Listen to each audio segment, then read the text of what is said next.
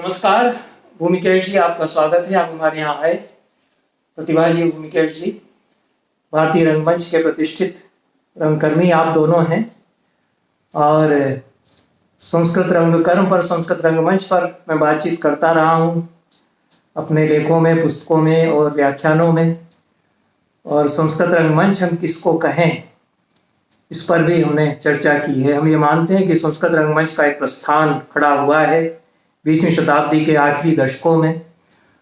भारतीय रंगमंच की पहचान के लिए हमको इसको समझना आवश्यक है। कुछ इन्हें गिने नाम हमारे सामने हैं जो हमारे रंगकर्म के इस समय के बड़े कलागुरु कहे जा सकते हैं। कावलम नारायण पडिक्कर हैं, रतन थियम हैं, हबीब तनवीर हैं। उनके बाद एक और पीढ़ी रंगकर्मियों की आई जो संस्कृत रंगमंच पर सक्रिय हैं और बहुत निष्ठा के साथ में कार्य कर रहे हैं। उनमें सबसे पहले नाम भूमिकेश जी का हमारे सामने आता है। ये लगभग 4-5 दशकों से नाटक के क्षेत्र में सक्रिय हैं और पारंपरिक रंगमंच को, विशेष रूप से संस्कृत नाटकों के प्रदर्शन के द्वारा जो प्रस्थान इन्होंने, नई दिशा इन्होंने दी है, वह हमारे लिए एक नया अध्याय बनाती है रंगमंच की यात्रा में। तो भूमिकेश जी, एक तो हम ये जानना चाहते हैं कि कैसे आपकी रुचि हुई रंगमंच में, रंगकर्म में। प्रतिभा जी, आपसे भी, और आप लोगों को किससे प्रेरणा मिली, कितनी लंबी आपकी यात्रा है कला साधना के क्षेत्र में, और क्या क्या आपके अनुभव रहे। तो सबसे पहले भूमिकेश जी आपसे शुरू करते हैं, और इस समय हमारे सामने जो समस्याएं हैं कला गुरुओं के सामने, रंगकर्मियों के सामने, उन पर भी बात करेंगे।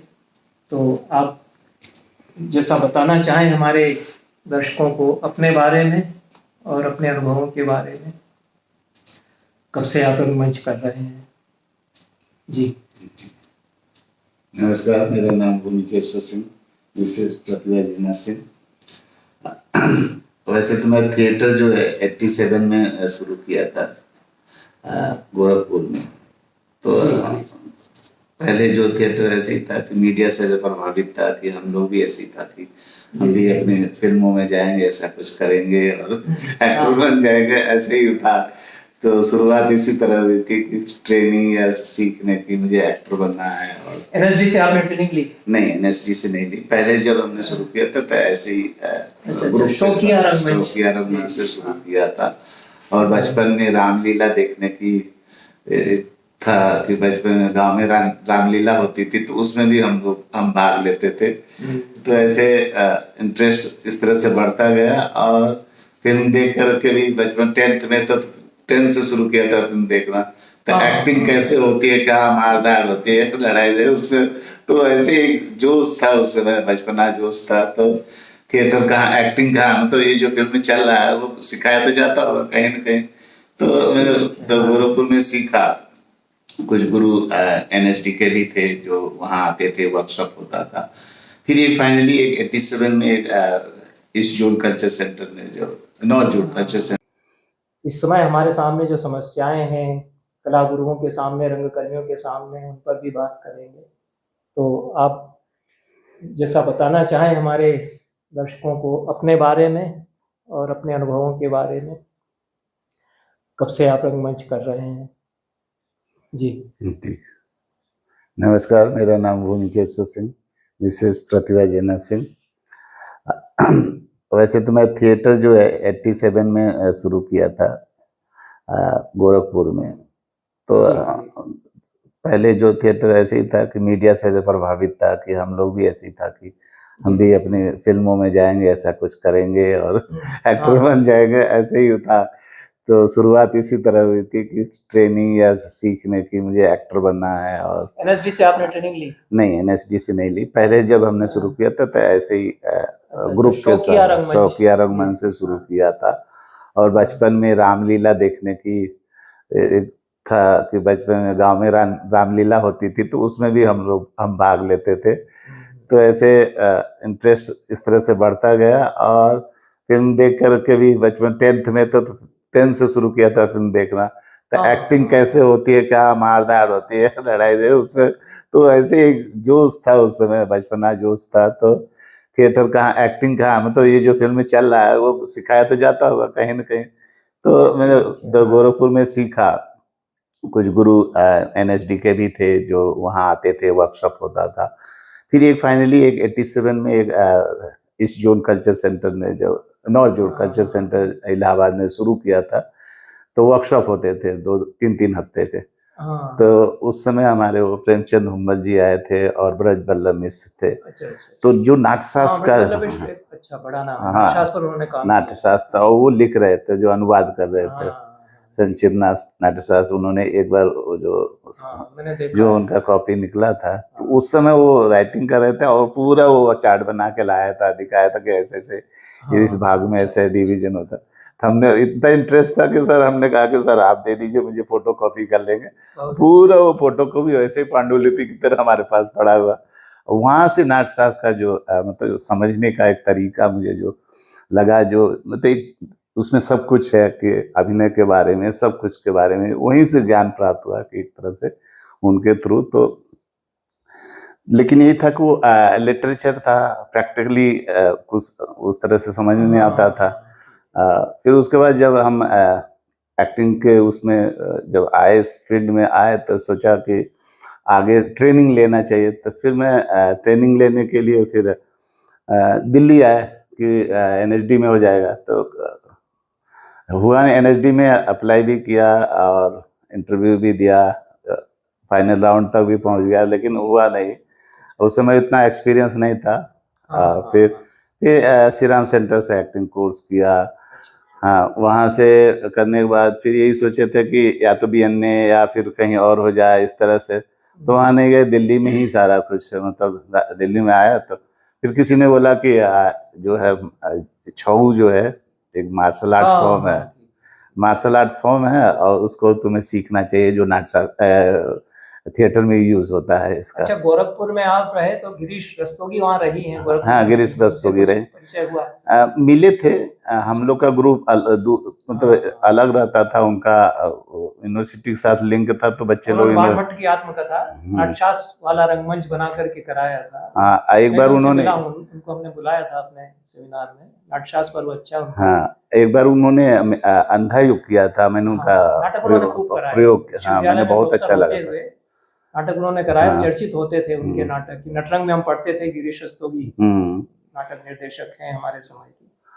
तो इसलिए मुझे याद बहुत आया। बाद में हमें पता चला जब हम शुरू किया था, क्योंकि ऐसे जो ईस्ट और वेस्ट का चक्कर, हम वेस्ट में रहते थे, ईस्ट में रहते थे, तो ऐसे इस तरह से कोई लिंक नहीं था दूसरे ग्रुप में। हाँ, तो होता है ना कि एक यूनिवर्सिटी का ग्रुप था और हम लोग का बहुत सारे ग्रुप चलते थे, तो इस तरह से होता था। तो मैं उनका प्ले देखा था, अंधा युग, मुझे अभी भी वो मेमोरी में, अभी भी अंधा युग का अच्छा, जो अच्छा। इन्होंने सेट डिजाइन किया है, जिस तरह से इन्वायरमेंट में किया था, हाँ, हाँ। अभी भी मुझे याद है उनका कहाँ साथ। कराया था उन्होंने, गोरखपुर में? गोरखपुर में, हाँ, यूनिवर्सिटी के बाहर एक लॉन में करवाया था पूरा। तो उसको बड़ा, हाँ, उसका पूरा सेट खड़ा करना मुश्किल है। हाँ, तो वो हाँ, अभी भी वो उसके दिमाग में इमेजिनेशन अभी भी रहता है उनका, वो प्रोडक्शन का। तो फिर मैं दिल्ली आया, तो दिल्ली में फिर छऊ सीखने लगा आकर के। शशिधर आचार्य जी से? आचार्य जी से शुरू किया था, नाट बैले सेंटर में वो सिखाते थे। तो हाँ, नाट बैले सेंटर में जाकर मैं सीखता था।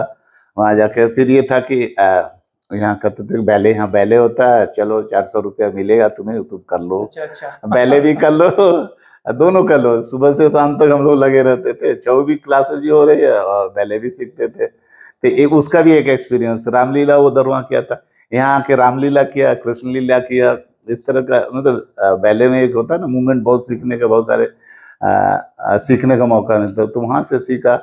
फिर उनसे सीखने के बाद फिर मुझे स्कॉलरशिप, 1-2 साल करीब मैंने सीखने के बाद हाँ, स्कॉलरशिप मिल गई दिल्ली गवर्नमेंट से। तो मैंने कहा कि अब मुझे सीखना है छऊ, तो प्रॉपर मैं अब वहाँ जाऊँगा, सरायकेला। सरायकेला में। हाँ, सरायकेला एक स्टार्ट, मयूरभंज, एक मयूरभंज, पुरुलिया और सरायकेला। तो तीन तीन प्रस्थान हो गए हम्म।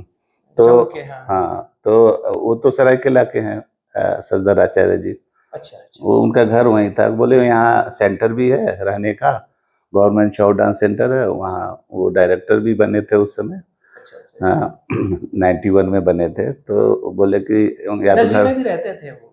एनएसडी में तो सिखाते थे। हाँ, हाँ। और हमने बुलाया उनको, हम्म। दिल्ली में हमने अपने नाटक कराए, श्रीधर आचार्य को बुलाया। हाँ। अच्छे गुरु रहे।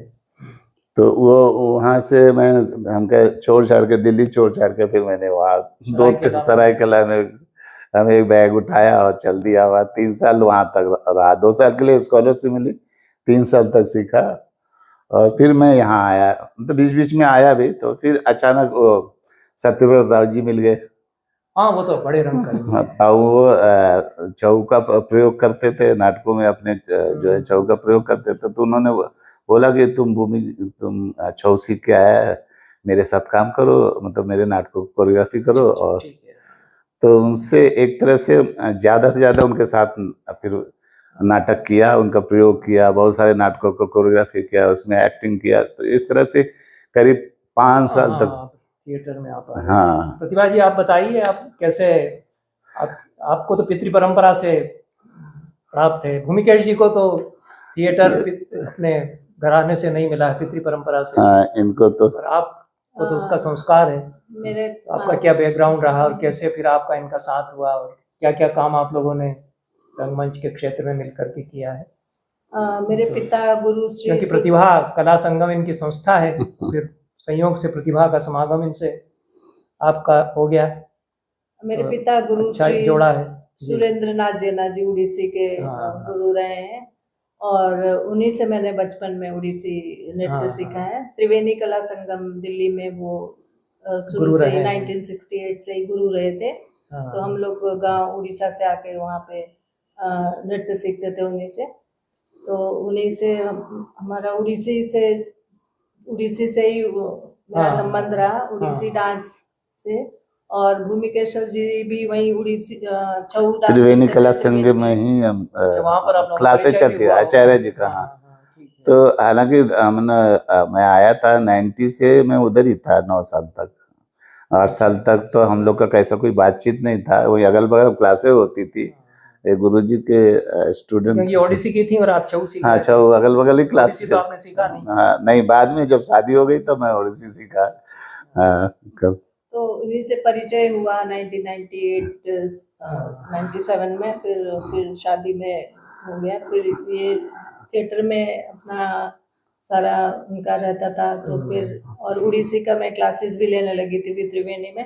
अच्छा। तो शुरुआती स्टेज इतना अच्छा नहीं था। फिर बहुत छोटे कमरे में हम लोग ने बिताया, मतलब बहुत स्ट्रगल रहा। दिल्ली में तो समस्या है, बहुत स्ट्रगल रहा। लेकिन ये इनका थिएटर चलता रहा आगे, मतलब उसी 98 में। हाँ, 98 में शादी किया। तो उस समय भी हम लोग ऐसे ही पीछे रहते थे, बंगाली मार्केट पीछे जो सर्वेंट क्वार्टर होते थे, सरकारी क्वार्टर। वो तो बड़ा प्राइम लोकेशन है दिल्ली का, बंगाली मार्केट। हाँ, फिर पीछे सर्वेंट क्वार्टर सारे सांस्कृतिक संस्थाएं उसके आसपास हैं। वहीं पे मतलब हमारे घर तो यमुना पार शक्करपुर में था। और अच्छा, ये वहीं रहते थे, सर्वेंट क्वार्टर में कुछ था। तो शादी के बाद 5 साल हम वहीं रहे।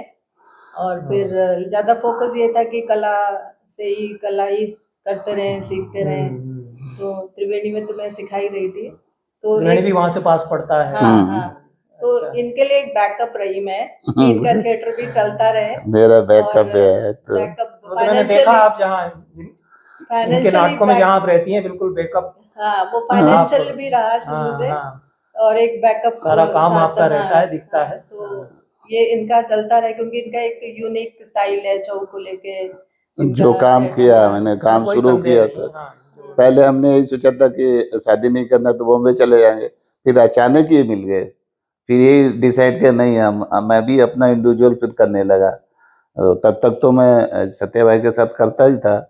और फिर 98 में एक वही दूत वाक्य में हमने प्रयोग किया था। तो इनका सपोर्ट बताइए, ये लोग भी भाग ले रहे थे। और मैं करवा ही रहा था, ग्रुप फॉर्म पहले ही हो चुका था सारा कुछ। तो उसमें मैं बजाने का, मृदंग बजा के वो दूत वाक्य में मृदंग भी बजाया था। और फिर उसके बाद फिर उसमें एक्टिंग भी करने लगी थी। तो इस तरह का हमारा सफर चला। और फिर यही था कि हम दोनों का यही था कि हम कला नहीं रुकनी चाहिए। हाँ, कि एक दूसरे को सपोर्ट करके ही हम, आपका भी कला ओडिसी ना रुके, मेरा भी कला ना रुके, हम जो थिएटर कर रहे हैं जो भी। उड़ीसी में भी इन्होंने बहुत सपोर्ट हाँ, दिया है हाँ। कि हमारे जो फादर गुरु सूर्यनाथ जी ना, उनका एक यूनिक स्टाइल है जो उड़ीसा के मंदिरों के ऊपर रिसर्च करके उन्होंने, और नाट्य शास्त्र और अभिनय चंद्रिका को लेके उनका अपना हाँ, हाँ। यूनिक अलग ही है, अलग शैली है, बाकी उड़ीसी से बिल्कुल ऑपोजिट भिन्न शैली है। तो ये हमें बहुत सपोर्ट करते थे कि गुरु का वो यूनिक स्टाइल को मतलब ओडिसी, एक तो केलुचरण महापात्र कल्चर का महापात्र, प्रस्थान है, हाँ, वो उससे गोटिपुआ स्टाइल है। उनका गोटिपुआ गोटिपुआ की स्टाइल chest था। movement है, हाँ उसमें हाँ जाता हाँ है। हाँ। और गुरु सूर्यनाथ जेना का क्या है कि मंदिर की मूर्तियां कैसे उसमें जीवन कैसे है। क्या, वो स्टैचू जो बना हुआ है, जो पोज हाँ, पोस्चर बना हुआ है, उसमें लाइव कैसे वो चला के उस पोस्चर में आया हुआ। उसको उन्होंने जीवन दिया। जो मूर्तियां तो स्टैटिक है मंदिरों में। हाँ। तो आपने किसका नाम लिया है? गुरु सुरेंद्रनाथ जेना। सुरेंद्रनाथ जेना जी, वो हाँ। तो आपके पिताजी हाँ। हैं। पिता रहे हैं, हाँ। तो उनको वो जो सीख के आए थे उड़ीसा से, जो गोटिपुआ स्टाइल था, उनको वो पसंद नहीं आ रहा था। उनके कोई गुरु रहे हैं क्या? उनके गुरु यही गुरु केलुचरण। केलुचरण जी रहे, माधव जी रहे हैं। अच्छा, तो उनसे सीख के पहले वो थिएटर में काम करते थे, मतलब जात्रा इनके फादर, हाँ, जात्रा उड़ीसा के जात्रा में। जात्रा में उड़ीसा में तो बहुत- हमने देखा है कि वो एक बड़ा हाँ। रंगमंच के लिए, पारंपरिक हाँ, रंगमंच हाँ। का बड़ा जीवंत केंद्र है, हब हाँ, है वो एक तरह वो से। जात्रा बहुत करते थे शुरू। उनका बचपन जात्रा में बीता, फिर वो डायरेक्टर भी बने, फिर उनका स्विच ऑफ हुआ कि उड़ीसी एक नया नया आया था 1957 उस समय में। जयंती का कुछ बना था ना। हाँ, जयंती का बना था, तो उससे प्रभावित होके वो उसी के बोले कि ये एक नई चीज आई है, मैं भी जानना चाहता हूँ। हाँ, तो उन्होंने फिर उड़ीसी में 5 साल का कोर्स करके फिर वो जो सीख के आए, तो उनको वो अंदर तक वो तृप्त नहीं कर पाया उनकी आत्मा को, कि कहीं कुछ मिसिंग मिसिंग है था। तो जब उन्होंने कोणार्क मंदिर देखा, तो उसके जो नाट मंडप में जो मूर्तियां देखा, तो बोले तो जो मैं खोज रहा हूँ तो ये तो यही है, ये सदियों साल पहले ऐसे ही नाचा करती होंगी, तभी ये मूर्तियों में ऐसे है। तो फिर उनका रिसर्च 30-35 साल तक चला। उन्होंने अपना स्टाइल बनाया, कैसे वो मूर्तियां मूव करेगी, चलेगी, क्योंकि वो तो स्टैटिक है। उसका एक टेक्निक ढूंढा कि ये उस जमाने में किस तरह का नाचती होगी। तो किस तरह बॉडी मूवमेंट चलाते होंगे, जिससे ये इससे उस अलग अलग पोज में। केलुचरण जी ने भी तो मूर्तियों को देख करके ही उनका खड़ा किया। गोटिपुआ स्टाइल है, उनका गोटिपुआ स्टाइल सर, है, जो वो- चेस्ट मूवमेंट है, जो मिडिवल पीरियड जब उड़ीसा में आया था, तो गोटिपुआ का बहुत चलन हुआ था। स्टाइल अलग हो ये गया। हाँ। मिडिवल से पहले एंशिएंट में जो हाँ। चला था, जो मंदिर की मूर्तियों में वो है। अच्छा, हाँ, तो ये मूलभूत अंतर हो गया। हाँ, पूरा अंतर है। ये उनका एंशिएंट में चला गया। और साउथ का इफेक्ट भी बहुत रहा। साउथ जो भरतनाट्यम का भी ज्यादा उसमें इन्फ्लुएंस रहा उड़ीसी में। उनके अभी जो उनके अभी हाँ, जो कई बार तो उड़ीसी है, लगता है कि लगता है वो कि बहुत- दोनों भरतनाट्यम देख हाँ, रहे हैं या सम्मिश्रित उड़ीसी हो देख रहे रहे हैं। हैं। हाँ, बहुत सारे जो डांस फॉर्म रिजरेक्ट हुए हैं, वो उनमें इंटरेक्शन हो रहा है और मिलते जा रहे हैं। क्योंकि जयंती का जब और- बना था, तो साउथ से गुरु ये भी होता है कि भरतनाट्यम में जो अच्छा है वो सीखा है। ओडिसी सीख लेता है, ओडिसी वाला ये सीख लेता है, फिर वो हाँ, मिलाने लगता है। हाँ। अभी देखने में लगता है कि भरतनाट्यम देख रहे हैं या उड़ीसी देख रहे हैं। हाँ, उनके मूवमेंट ये में हो रहा से है। वो पता नहीं चलता कि, क्योंकि उड़ीसा एक अलग, उनका भाषा अलग है उड़ीसा का। तो जो फॉर्म है उसकी प्योरिटी भी बची रहनी चाहिए, ये भी तो होना चाहिए। वो एक प्रयोग की दृष्टि से आप एक मिलाकर के खड़ा कीजिए, हाँ। पर मूल जहाँ से चला था वो बना रहे। हाँ, तो वो ये समझ जब में आता अभी है वही है कि इनकी जो स्टाइल है, एकदम लगेगा ही नहीं कि आप भरतनाट्यम देख रहे हैं या उस तरह से। हाँ, पूरी तरह से लिरिकल और अलग अलग, एकदम पूरी तरह से अलग है। मतलब केलू जी से भी एकदम अलग है कि उन्होंने जिस जिस पोस्चर को जिस तरह से चलाया, मुद्राओं को, भंगिमाओं को, वो पूरी तरह से अलग है, डिफरेंट है। उसके अंगिका और जो सात्विक भाव है, गुरु कहते थे, मेरे गुरु जी कहते थे कि डांस को सिर्फ एंटरटेनमेंट नहीं है, वो आत्मरंजन करना है अपना, और ईश्वर को के लिए ही करना है, आपको अर्पण करना है नृत्य के द्वारा। उनका वो मेन फोकस रहा कि डांस को ऐसे नहीं है कि ऐसे सबके लिए करा, कमर्शियल नहीं करना है। वो ज्यादातर कहते हैं कि आपको इसको आराधना करना है, आराधना को वो ज्यादा करते थे। वो यही खोजा था उन्होंने कि कला क्यों मुझे उस भगवान से क्यों नहीं जोड़ पा रहा है, जो सीख के आए थे। वो कुछ मिसिंग रहा है, क्योंकि अगर वहाँ क्या गायन में दिखाने का देखें- एक था। गायन में अगर देखें तो आप बोलते हैं ना कि संगीत ईश्वर से जोड़ता है, तो वो लिंक पे उन्होंने ध्यान दिया कि कैसे आप नाचेंगे तो सिर्फ आपका ध्यान उसी पे होना चाहिए, उसी पे ही उन्होंने ज़्यादा फोकस किया। और मंदिर की मूर्तियां रही है मेन उनका आंगिक। आप लोगों ने फिर प्रयोग कौन कौन से किए साथ साथ जो किए हैं उन्होंने, और जो उसके बाद संस्कृत नाटक या आधुनिक अन्य नाटक जो आपने किए हैं उनकी अच्छी स्मृतियां हों? जैसे जब हम दूत वाक्यम किया था प्योर एक तरह से उस समय मैं छऊ सीख 98 में, हाँ 1998 में हाँ आपने पहली बार 98 में किया। पहला दूत वाक्यम किया, तो फिर मैं मुझे छऊ का ज्यादा इफेक्ट रहा कि मतलब छऊ सीख के आया था तो ज्यादा उसको मूवमेंट और सारी चीजें, तो धीरे धीरे जैसे जैसे इनके साथ फिर मैं भी जब 98 में शादी हुआ तो उसको मेरे भी इच्छा थी कि मैं छऊ ओडिसी सीखूं, तो फिर सीखना शुरू किया, इन्हीं से सीखना शुरू किया। फिर जो आयाम फिर इन्होंने धीरे छऊ नहीं सीखा आपसे? सीखा शुरू में आपने भी 87 से 98 7 से 98 तक 1 साल तक सीखा था। और ऐसे ही कि हम पार्टनर नाच डांस जो डुएट डांस होता है छऊ में, डुएट डांस करेंगे, तो इस तरह से सोचा कि डुएट, हाँ जैसे हर पार्वती में पार्वती बन गए और राधा कृष्ण राधा बन गए, इस तरह से कई जो है फूल बसंत में फूल, इस तरह के बहुत से डुएट, परफॉर्मेंस भी किए हम दोनों बहुत ने, परफॉर्मेंस भी किया, दो किए तीन छऊ में। 3 4 परफॉर्मेंस उस तरह से जब भी हाँ। मतलब डुएट होता है तो ये डुएट में नाचते हैं, मेल में फीमेल, ये इस तरह से था।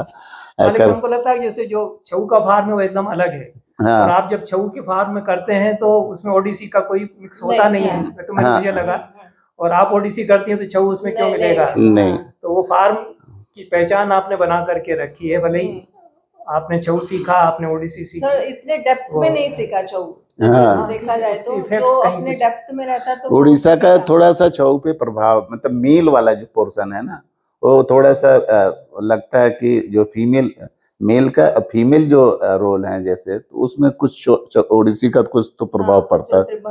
हाँ महिलाएं अगर छऊ करेंगी तो ओडिसी का प्रभाव आ जाएगा। हाँ, तो इस तरह का क्योंकि उसमें भी भंगियाँ हैं, मुद्राएं हैं जो छऊ में है, फीमेल वाले में उसमें दो भंगी छऊ में तो 2 भंगी में चलता है, और ये ओडिसी में त्रिभंग में चलता है, त्रिभंग में, तो वो दोनों थोड़ा सा सिमिलर हो जाता है, कहीं कहीं जाके मिल जाते हैं।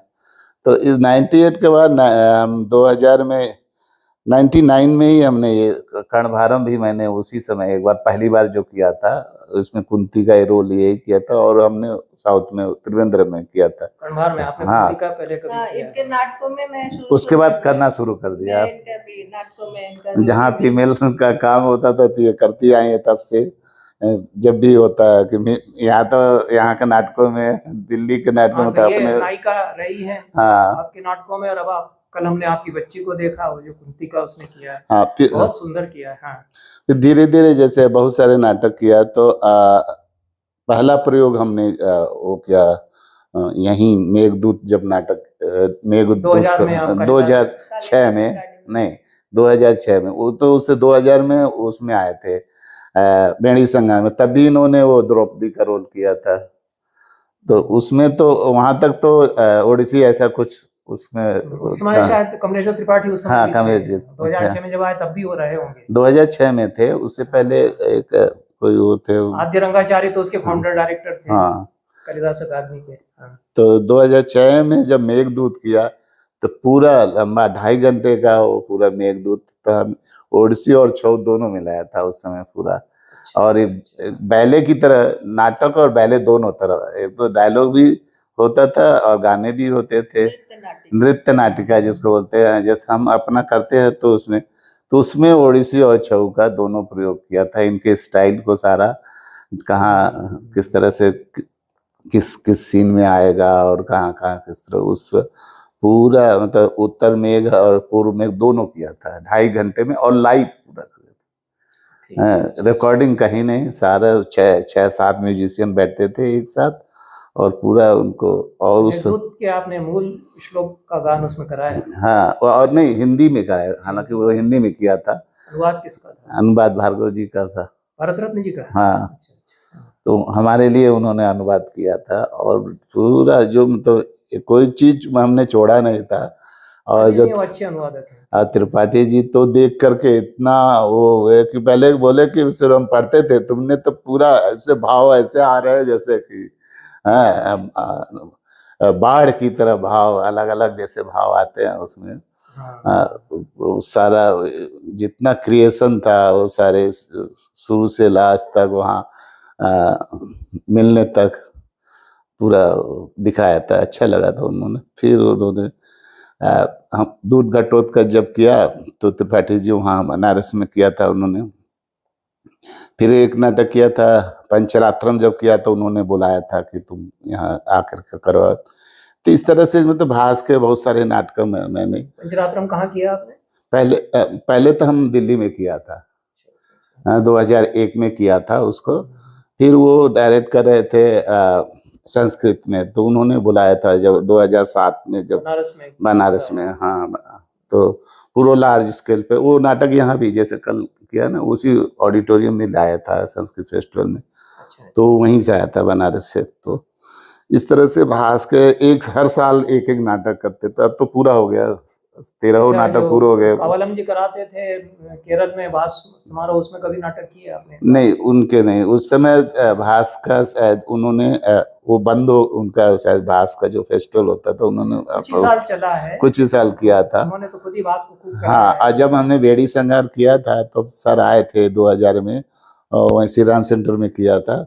तो पनिक्कर जी, तब से मैं उनको जानता था। और थोड़ा सा उनका कुछ स्वप्न कथा के नाम से उन्होंने वो NHD में किया है। हाँ, वो डायरेक्ट करने आए थे, तो भार्गव जी लाए थे उनको दिखाने के लिए। आधा घंटा शायद देख के फिर गए। फिर मतलब उनका तब से उनको मेमोरी में वो भी तो मैं था उनके। तो बार बार ऐसे ही होता, तो बीच बीच में उनके साथ इंटरेक्ट होते थे। 2009 में उनके साथ मैं जाके उनके यहाँ गया था, सीखने के तौर पे गया था। हालांकि ट्रेजेडी हो गई थी, उनके बेटे का डेथ भी हो गया था। तो 1 महीना मैं स्टडी टूर किया था। तो फिर भी उन्होंने प्रयास किया था। उस समय बीमार भी रहते थे, खुद वो हॉस्पिटल में रहते थे। फिर भी उन्होंने सिखाने का कोशिश किया कि हाँ, जो मैं आया हूँ तो फिर इस तरह से वो टीचर बुला दिया, या फिर बोला कि ताल के बारे में बताया सारा कुछ। बहुत अच्छा लगा। तो जब भी मिलते थे बड़े, खासकर पनिक्कर जी, तो मुझे एकदम कोई एक फेस्टिवल था, हम लोग गए थे तो हाँ, नहीं, कहीं दूसरी जगह हुआ था, एकेडमी की तरफ से गए थे हम लोग ऐसे ऑब्जर्वर के रूप में। तो तभी वो मिले थे। हाँ, तो बहुत पसंद करते थे पानीकर जी। हाँ, तो बहुत लाइक करते थे उनको। मतलब एक जब प्रयोग देखा था तो इसलिए उनको भी एक लगा था कि हाँ, कोई एक शैली लेके जो इस तरह से काम कर रहा। तो मुझे भी लगता कि उसी का वो प्रभाव था। जब भी मिलते थे बड़े कभी भी टाइम दिया तो मना नहीं करते थे वो। फटाफट मिल जाते थे कि कोई आया है। तो भास के और कौन कौन से नाटक इसके अलावा? सर भास के करीब करीब पूरा हो गया। स्वप्न वासवदत्ता बाकी है पीछे अभी। 12 नाटक किए। हाँ, 12 नाटक। हाँ, बाल चरितम तो NHD के जब वो किया था 2000 में, तो उसमें किया था बाल चरितम। वो भी मंडी वालों के बच्चों के साथ किया था, डायरेक्ट किया था। हाँ, हिमाचल वालों के साथ। अभी अभिषेक नाटकम किया, लखनऊ में किया था वो अभिषेक नाटक जो है। अब वो सारा मतलब चारुतम संस्कृत नाटक संस्कृत में किया था। बनारस में किया था जब त्रिपाठी जी से मुलाकात हुई, तब उन्होंने उस समय डायरेक्ट करवाया था। ज्ञान प्रवाह के लिए 3 नाटक संस्कृत में मैंने किया। पंचरात्रम, चारुदत्तम और मध्यम व्याय भी संस्कृत में किया था। तो इस तरह से और मेघदूत तो अपने किया। फिर मेघदूत को इसके बाद ये जो है विक्रम ओरछम किया 2017 में। वो बड़ा नाटक अपने ग्रुप के साथ ही किया था। वो भी सर अभी वो रिपीट नहीं हो पाया, लेकिन बनाया बहुत अच्छा था। विजुअली हमने बहुत सुंदर बनाया था। अब वो पूरी तरह से सामने नहीं आ पाया। में तो विजुअल्स बहुत अच्छे हैं। हाँ, विजुअल। आकाश में बादल। हाँ, और वो रथ होता था, उसको पकड़ के ले जाते हैं। वो बहुत अच्छा क्रिएट किया था। और मूवमेंट का एक ही बार शो हो पाया हालांकि। तो वो सोचते हैं कि अगर हाँ, एक ही हो पाता है। हमने भी कराया था, वो कमल वशिष्ठ जी ने डायरेक्ट किया था उसको, भारत भवन में गया था वो। और वो बहुत अद्भुत प्रयोग होता है मॉरिशियम का। हाँ, उसमें मतलब खेलने की बहुत रेंज बहुत है।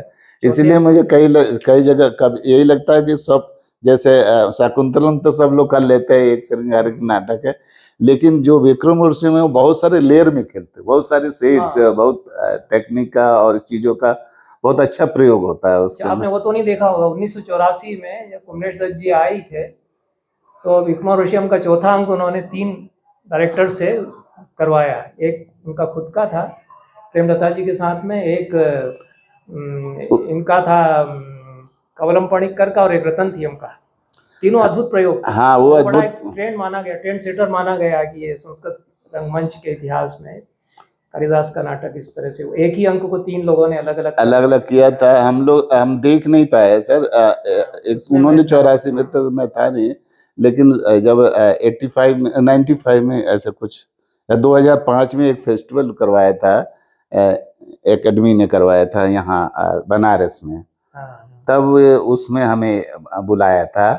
तो मैंने तो उस समय अपना नाटक दूध घटोत्कच ले गया था, लेकिन वो अंक वाइज किया था उन्होंने, अलग अलग अंक में। रतन त्याम जी का भी नाटक था, और वहाँ के खुद ज्ञान प्रवाह के थ्रू एक नाटक, एक अंक किया था उन्होंने। दूसरे पनिकर जी का भी था। हम लोग तो वैसे उस समय नए नए थे, तो इसलिए एक नाटक करना था जो मध्यम आयोग दूध घटोत्कच किया था। ये बामन जी नहीं आए थे तो बोले कि भूमि को बुलाओ, वो नाटक करता है संस्कृत नाटक, उसको उसका नाटक रखिए। तो तब से मतलब अच्छा उन्होंने करवाया। मिलाकर कितने नाटक आपने अभी तक किए होंगे? और संस्कृत नाटक जैसे भास के नाटक कालिदास के हो गए, और बेड़ी भट्टनारायण का कर लिया, बोधायन का भगवत चुगम कर लिया, महेंद्र राजा गहेंद्र विक्रम वर्मा का मत विलास, हाँ, और भवभूति का महावीर चरितम किया। इस तरह से मतलब इतने सारे इन राइटरों के तो मैंने सारे कर ही लिए हैं, करीब करीब जो बड़े बड़े राइटर हैं। संस्कृत नाटककारों के अलावा अन्य भाषाओं के नाटककारों के, जैसे गिरीश कर्नाटक में 2 नाटक, जैसे हैवदन और वो नागमंडल, जिसमें फोक और एलिमेंट का प्रयोग है, तो उसको क्लासिकल वेग में हमने इस तरह से।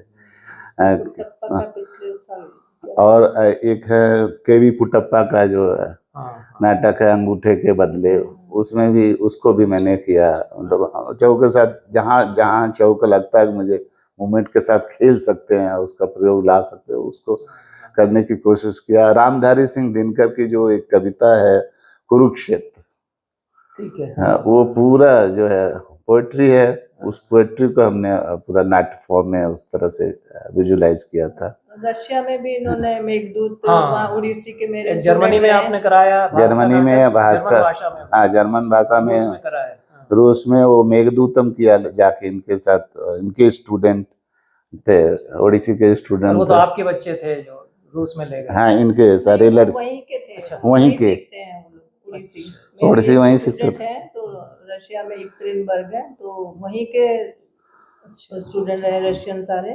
तो मेघदूत को हमने प्रयोग किया कि उड़ीसी के। और यहाँ से मध्यम आयोग हम इटली में जाके 2017 में जाके परफॉर्मेंस किया था। मध्यम आयोग 11 लोग गए थे, हमारी टीम परफॉर्म किया था। तो फिर दूसरी बार भी हम लोग गए थे दूसरी जगह फेस्टिवल में, वो दूत वाक्यम, रोम में गए थे तो दूत वाक्यम किया था वहाँ दूसरे ग्रुप के साथ फेस्टिवल में। तो इस तरह से मैंने बहुत सारे नाटकों को और प्रयोग कर रहे हैं, करने की कोशिश कर रहे हैं। और आजकल यही है कि पहले जो नाटक जैसे हो जाते थे, अभी वो उस तरह का वही मैं जानना चाह रहा था कि आपकी 3 दशकों की यात्रा है, रंग यात्रा आप दोनों की, और अब क्या स्थितियां हैं, कैसे ये जो कला परंपरा है श्रेष्ठ कला गुरुओं की कैसे और आगे बढ़ती रहे, इसके सामने क्या समस्याएं हैं, और भारतीय रंगमंच का उत्थान कैसे हो, इस पर आप कुछ कहना चाहें? प्रतिभा जी आप और भूमि जी आप। मैं तो ये चाहती हूँ कि भारतीय रंगमंच जो उत्थान हो, अगर नाट्य शास्त्र को ले रहे हैं तो उसका प्रैक्टिकल पे ज़्यादा फोकस होना चाहिए। सिर्फ थ्योरी पढ़ रहे हैं, पढ़ाया जा रहा है, तो प्रैक्टिकल और ये लंबा प्रोसेस है, ये नहीं कि 2 महीने में हो जाएगा, 2 महीने में जान जाएंगे, कम से कम 2 साल भी कम पड़ेंगे, क्योंकि इतना उसके ये अंदर आपने है। ठीक कहा, उसकी कहीं कोई व्यवस्था हाँ। देश में नहीं है हाँ। नहीं, किसी भी नाट्यशास्त्र सम्मत रंगमंच की ट्रेनिंग नहीं हो रहा, नहीं हो दी पा रहा जाए, जो कि कुछ वर्षों तक करिकुलम बना करके और दी जानी चाहिए, प्रायोगिक प्रशिक्षण उसका। क्योंकि कोई व्यवस्था कहीं अभी नहीं इस तरह से नहीं हुई। डांस में, क्लासिकल डांस में हम लोग उसको फॉलो कर रहे हैं, अभ्यास हाँ, भी चलता शास्त्रीय है। जो नृत्य कला है उनमें तो इस तरह की ट्रेनिंग चल रही है। अभ्यास चल अच्छे रहा उस पे संस्थान भी है कि श्री राम भारती कला केंद्र है, ओडिसी के अलग केंद्र है, पर भरत सम्मत नाट्यशास्त्र का रंगमंच जो है उसकी ट्रेनिंग के लिए ऐसा कुछ एक करिकुलम बना करके और उसका चलाया जाए, वो कहीं नहीं पे हुआ। ज्यादा फोकस करेंगे तो फिर कुछ निकल के आएगा कि जो इतने विरासत है हमारे, तो उसके ऊपर आजकल के बच्चे और उसमें काम करें, मतलब सीखेंगे तभी वो कर पाएंगे। जब तक सीखेंगे नहीं, सिर्फ थ्योरी में पढ़ लेंगे, अंगिका वाचिका आहार्य सात्विक पढ़ लेंगे और कर नहीं पाएंगे, तो उसका कुछ मुझे नहीं लगता कि कुछ प्रॉब्लम क्या है कि जो है हम लोग के साथ एक्टर खड़ा करना पड़ता है। जब तक नाटक में एक्टर नहीं उस लायक होगा, मतलब खासकर जो है संस्कृत नाटक करने के लिए, जब तक हमें एक्टर ट्रेनिंग बहुत जरूरी है, बॉडी मूवमेंट्स का सारे, चाहे वो गायन का हो चाहे स्पीच का हो, सब सारा। हमारे साथ यही प्रॉब्लम होता है कि हम पहले तो हम एक्टर खड़ा करना था, हम तो नाटक तो 10 दिन में हम खड़ा कर लेंगे, कोई भी नाटक करना 10 या 15 दिन में हो जाए, लेकिन एक्टर को खड़ा करना मुश्किल होता है कि उसको ट्रेन करना पड़ता है। संस्कृत नाटक की यही खूबी है कि पहले आपको एक्टर फिजिकली आप ट्रेन करना पड़ेगा, तभी वो आप सारी चीज़ें उससे करवा सकते हैं। और रिदम पैटर्न, रिदम उसको जानकारी होना चाहिए, कहाँ कैसे चाल होगा, किस तरह से।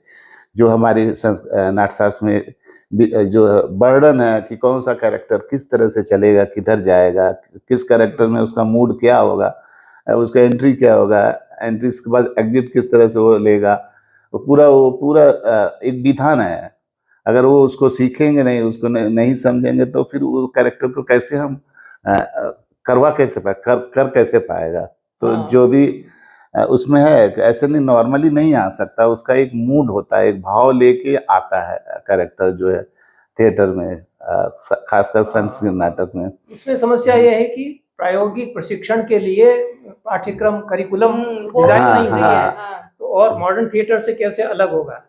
तो बाकी मॉडर्न थिएटर वाले कहेंगे कि सब एक्टिंग तो हम करा ही लेते हैं, आप नाट्यशास्त्र ज्यादा थ्योरी पढ़ा देंगे, बाकी वो थिएटर वही करते रहेंगे, तो ये घालमेल हो जाता है। तो हम लोगों ने अभी तक स्थापित नहीं किया, जैसे दृष्टि से नाट्यशास्त्र का रंगमंच ये है और इसकी ट्रेनिंग हम दे रहे हैं, वो समस्या बनी हुई है। मैं हूँ तो मैं तो इतने सारे मूवमेंट सीखा, इतना सारी चीजें किया, इसलिए मैं मतलब ठोक ठटा के बोलते रहे, ठोक पीट के हम उसको करवा लेते हैं और करते हैं। उसको समझ है कि हाँ, मुझे किस कैरेक्टर के लिए कैसा क्या मूवमेंट होगा, क्या चाली होगा, क्या उपली होगा, क्या मतलब क्या गतियां क्या होगी, किस गति से वो कैरेक्टर आएगा, कैसे चलेगा, क्या उसका मूड ऑफ चलन क्या होगा। फिर उसके बाद जो भी हमारे नाट्यशास्त्र में इससे सारी गतियों का जो और चित्राभिनय का जो वर्णन है, जो भी मतलब आंगिक का जो भी चलन है, किस तरह से कहाँ कैसे किस सीक्वेंस में कैसे भाव में क्या करना है, तभी वो कर पाएगा। नहीं तो ऐसे लगेगा ये तो हाँ, इसीलिए लोग इसको निगलेक्ट करते हैं ना कि इतना सारे मूवमेंट क्यों करते हैं। सर जैसे पढ़ाई में 5 साल का कोर्स में पढ़ लेता है, फिर इंटर्नशिप करता है वो कहीं जाके, तो इस तरह का भी थिएटर में भी होना चाहिए कि आपने प्रैक्टिकल सीखा, तो उसके बाद कहीं जाके आप कैसे करेंगे उसको, उस इंटर्नशिप में वो सीखेगा ना, तभी तो वो ये पूरा ये अंत तो है नहीं किसी कला को सीखने के लिए, लेकिन उसकी समझ आएगा। इंटर्नशिप जैसे होता है, जाके किसी ऑफिस में अगर जॉब लगेगी तो उससे पहले उसको ट्रेनिंग दिया जाता है, पहले तो पढ़ा, उसको सीखा, फिर उसके बाद कहीं जाके वो किसी डायरेक्टर के साथ वो सीखे और उसके फिर खुद के प्रयोग कराए, उससे उसकी परीक्षा भी हो। एक तरह से जूरी विशेषज्ञों से उसकी परीक्षा कराई जानी चाहिए कि जो सीखा है उसने प्रयोग में कितना पाया है। हाँ, वो सब होना चाहिए, क्योंकि सिर्फ थ्योरी पे ही ज्यादा जोर दिया जा रहा है सारे यूनिवर्सिटी में जो भी है। तो प्रैक्टिकल मतलब संस्कृत नाटक का एक बैकग्राउंड यही रहा कि जो कहीं भी जितनी संस्थाएं हैं उसमें प्रैक्टिकली फोकस नहीं रहा, जिसकी वजह से इसीलिए सामने नहीं आ पा रहा है कि हाँ, हम इतना संस्कृत नाटक को सोचते हैं कि इतना बहुत भारी है, इसमें बहुत भारी है, ठीक है, वो तो इतना 1000 साल पहले इतनी बड़ी खोज हुआ है, तो कैसे लोगों को कैसे पता चलेगा कि ये खोज जो हुआ है ये रहा है, तभी जाके हुआ है ना। इतना सारी चीजें लिखी गई है कि अभिनय के बारे में इतना डिटेल तो स्टैनलेस की थोड़े इतना डिटेल लिखते हैं। हम ये समझाते हैं भाई स्टैनलेस वो फेल है हमारे, जो हम तुम जो आत्मसात जिस तरह से बात हो रही है वो तो उसका जो नटसास का 1% भी नहीं वो कर पाते हैं, करवा पाते हैं। हम हमारे जो प्रैक्टिस है, भारतीय रंगमंच का जो प्रैक्टिस है, जिस तरह से उस कैरेक्टर में डूबना या जितने संचारी भाव का हम प्रयोग करते हैं, एक स्थायी भाव के साथ संचारी भाव, कितने सारे संचारी भाव होते हैं, हर शब्द के बाद हमारा जो है कैरेक्टर बदल जाता है, मूड ऑफ कैरेक्टर एकदम तुरंत बदल, लेकिन हम स्थायी भाव छोड़ते नहीं है, उसी में रहते हैं और उसी के साथ संचारी भाव में जाते हैं, खेलते हैं, फिर वापस आ जाते हैं।